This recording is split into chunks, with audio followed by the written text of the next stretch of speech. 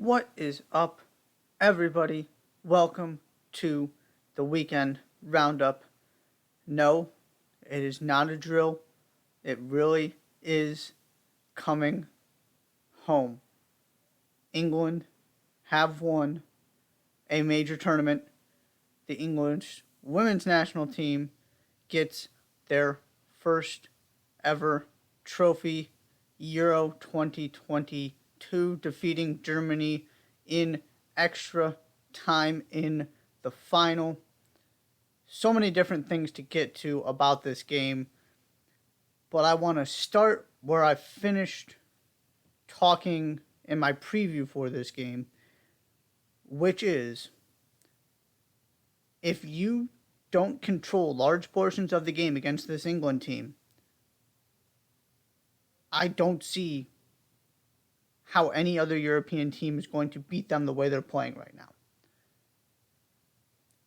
And that turned out to be pretty spot on. Germany dominated parts of the second half, particularly the very beginning.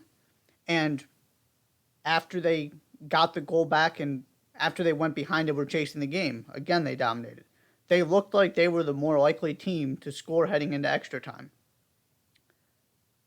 But they never had complete control of the game where you felt like it was one-way traffic and England were getting played off the field.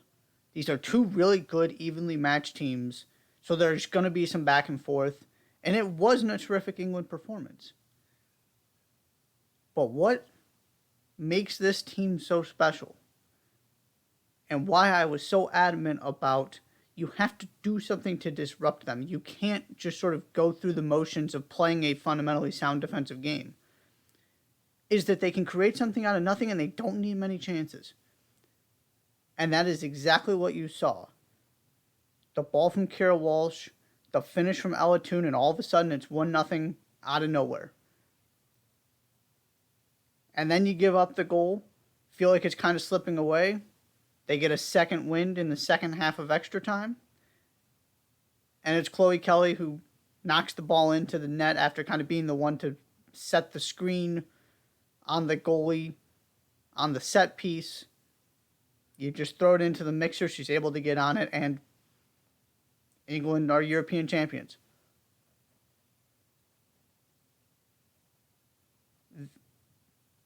Germany didn't do enough to make England uncomfortable and to make England do things that England didn't want to do.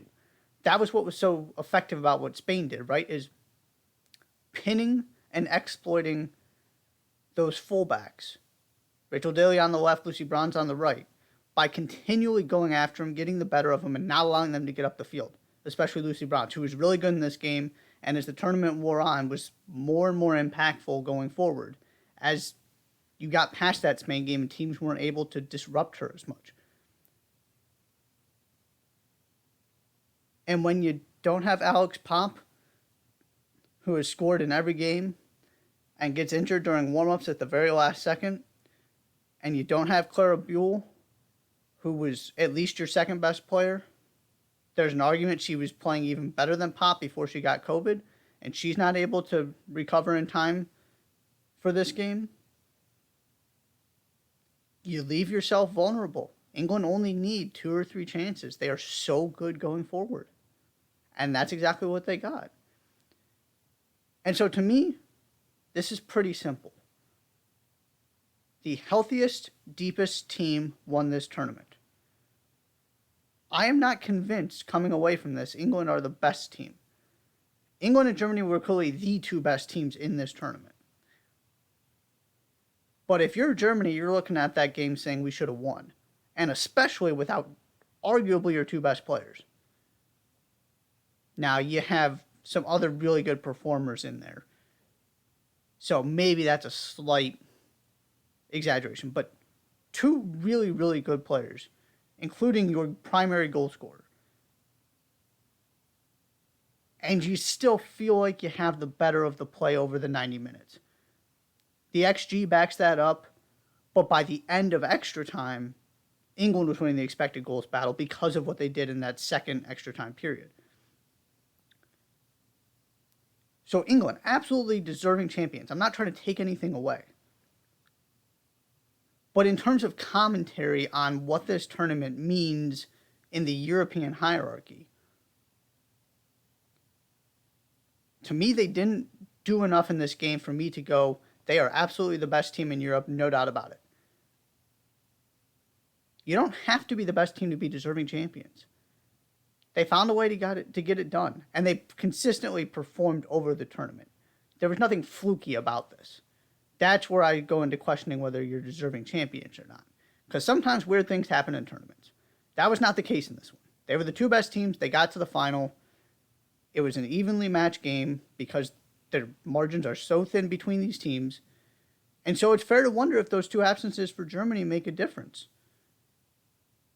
Especially when England got to field the same starting 11 every single game.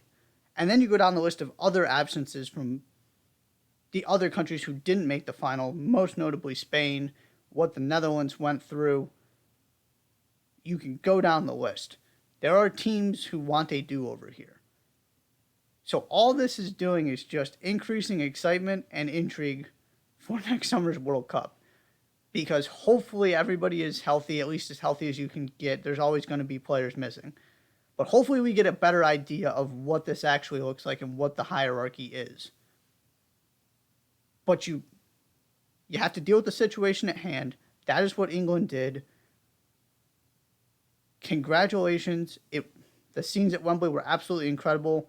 This is going to go down as one of the most important teams in English national team history. Men's, women's, across the board.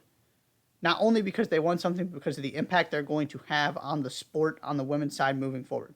Absolutely awesome to see. And the last thing I'll say here,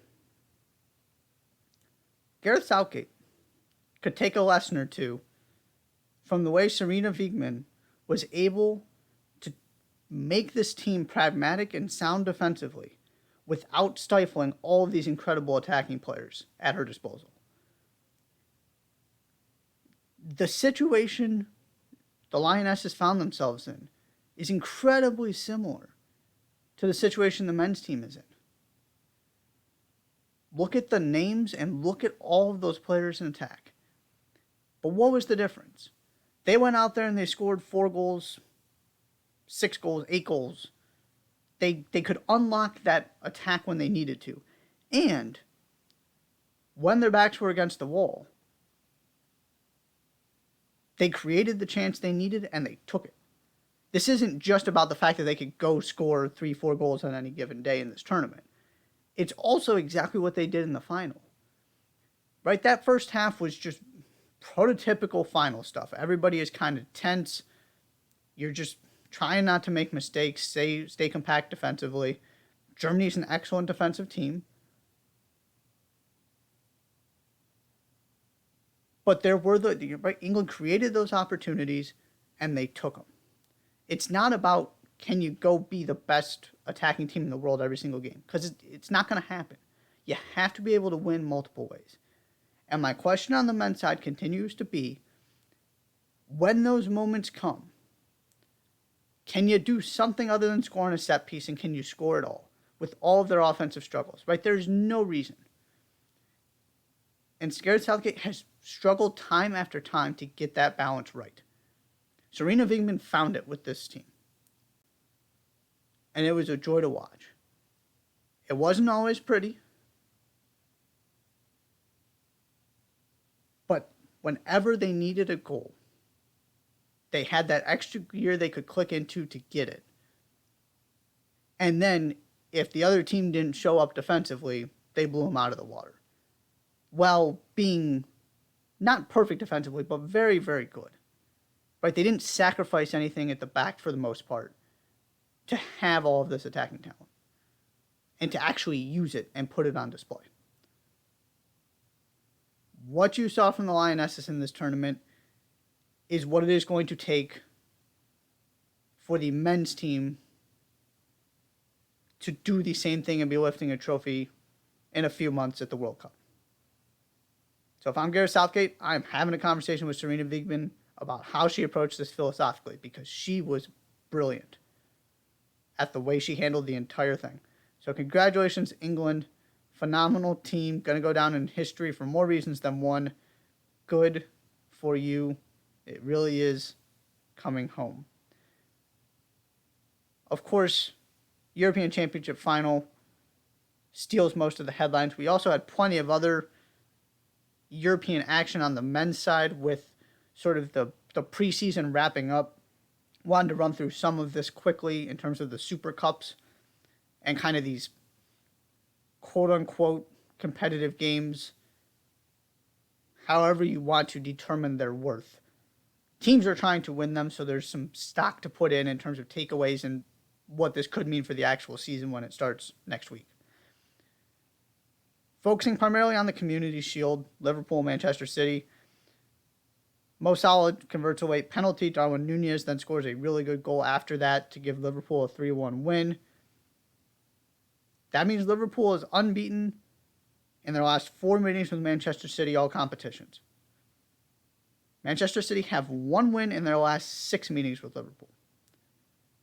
And that's really where I want to go here because it's a Community Shield. You have both teams implementing new strikers. In terms of what this means for the title race, my answer is nothing. Except for the point I'm about to make in terms of the bigger picture of kind of how these teams are matching up head to head. Because it looks like this is going to go down to the wire again. Just like it did before this game, right? Nothing changed in that regard. So it is worth pointing out, right, Liverpool unbeaten last 4 meetings with Manchester City. So you take this Community Shield, the FA Cup, and the 2 meetings in the league last season. Haven't lost to Manchester City. Then you go back and Manchester City have only won 1 of the last 6 meetings. So there is something to be said for the confidence Liverpool has and the mental edge Liverpool has because of their recent success against City. However, in the 2 neck-and-neck title races these 2 clubs have had recently, Manchester City won the season series the first time, and last year was 2 draws, so they didn't drop any points in the head-to-head meetings. And what happened both times? Manchester City squeaked out the league. Which means this could go either way. But this is the most interesting part of the Community Shield and where I started really thinking moving forward and what this means for the season. If Manchester City can find a way to beat Liverpool, history says Liverpool's title hopes are in big trouble. Now, maybe Manchester City has a little bit of a down season and it doesn't matter. But generally speaking, that is big trouble for Liverpool. On the other side, Liverpool have proven they can actually beat Manchester City. They just haven't done it in the league. If they would have won one of those 2 meetings last year, they're the reigning Premier League champions. So, of course, on a very basic level, the head-to-head meetings between the top 2 teams are going to decide the league, potentially. But to me, there's another level of this too, based on historical precedent and how these title races have unfolded. If either of these teams get an edge in the head-to-head meeting this year, that will very likely make all the difference. Liverpool know they can do it. They just haven't actually done it in the league. And you would think at some point Manchester City finds a way to win one of these games. Could that end up being the difference where it's a 2-3 point gap instead of 1 and City just need to draw on the final day? Who knows? Ultimately, this is a season tune-up game, so I'm not putting a lot of stock in it, but wanted to point that part of this out as we head into the Premier League season. On the game itself, the only thing I wanted to mention, Erling Haaland had quite possibly the worst performance from a finishing perspective of his professional career. I'm not worried in the slightest. I would be worried if he wasn't involved in the game, if he looked lost. the beginning 20, 30 minutes or so, he was a non-factor. And that's when my interest started getting piqued to see if he could get himself into the game. And he got himself into the game. Got a couple chances and then missed a sitter at the very end. A miss unlike I've just never seen him miss something like that before. He was probably as confused as anybody. He just smashed it and got too much on it. And on the flip side, Darwin Nunez, not exactly the best preseason in the world. Everybody's freaking out. Scores a really good goal and was incredibly active when he came on in this game. These are great players very early on in their careers with these two clubs. You've seen good, you've seen bad from both of them. It's going to happen. They're fine. They are fine. You saw how dangerous Darwin Nunez can be. I don't need Erling Haaland to prove anything to me. The question was, can he fit into the system? Maybe it's not perfect. Maybe he's not quite as effective as he was at Dortmund. But what I saw in the Community Shield was not an issue about fitting into the system. That's my concern. And at this point, my concern level with that is incredibly low. Other Super Cups, wanted to go through these quickly. Bayern Munich take a 4-1 lead over RB Leipzig, end up winning 5-3 in the German Super Cup. Sadio Mane scores for his new club. In France, Messi, Neymar, Sergio Ramos with a back heel score. PSG get a 4-1 win over Nantes in the Trophy de Champions. And the other one I wanted to mention, PSV defeat Ajax 5-3. Guus Til has a hat trick for PSV. Those are, of course, the two teams usually at the top of the Eredivisie. I want to give Ajax the benefit of the doubt as we start this season, as I unveil my European Soccer preseason top 25 that is coming. I'm not going to freak out about this. I'm not going to freak out if they lose to PSV in the league. They could still very easily have a 6 to 8 point gap against everybody else and be fine. But with all of the departures, this is again another new era for Ajax. They had to rebuild after that team that nearly made the Champions League final when they sold all those players, and now it's happening again. It usually takes a little bit for them to get back to where they have gotten those last two builds. A top 10 to 15 team in the world. I mean, they were excellent in the Champions League last season and happened to get incredibly unlucky at the wrong time, and so they exited earlier than they should have. We're going to learn how close this team is to last year's team with all these changes. Not the best start in the world, but again, not freaking out about it. Wanted to mention it, though, as something to keep an eye on. Before we get out of here, too, wanted to highlight a couple things domestically here in the U.S. LAFC give up an own goal in the early minutes against the Seattle Sounders late Friday night. Come back to win 2-1. Jose Cifuentes, one of the best halves of passing I have ever seen in any league ever.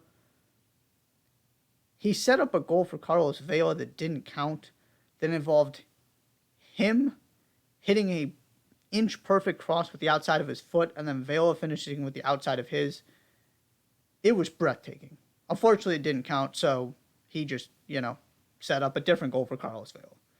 So they get the 2-1 win, leaving the Sounders 9th place in the West, standings-wise, and 9th in the West in points per game. I've mentioned this before. This is the beginning of an incredibly tough stretch. Time is running out, and it's hard to see where these points are coming from. It's the Sounders, so I'm still going to bet on them. But this is getting incredibly, incredibly dicey. They're the kind of team that could have gone in, won this game, and then went on a roll based on the confidence they got and just sort of feeling like they're back in a rhythm. Instead, they get the early lead, blow it, and are now staring up at the Galaxy and the Portland Timbers. Not exactly the teams I would want to have to chase down. This is, it's not panic time yet, but it's getting pretty close. And on the NWSL side, your bigger games delivered in big ways.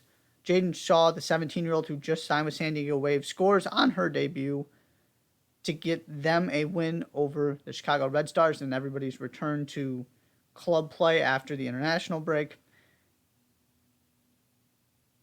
And then OL Reign, 3 second half goals capped off by Tobin Heath to take a 2-0 deficit against Angel City, turn it into a 3-2 win. Thrilling stuff there.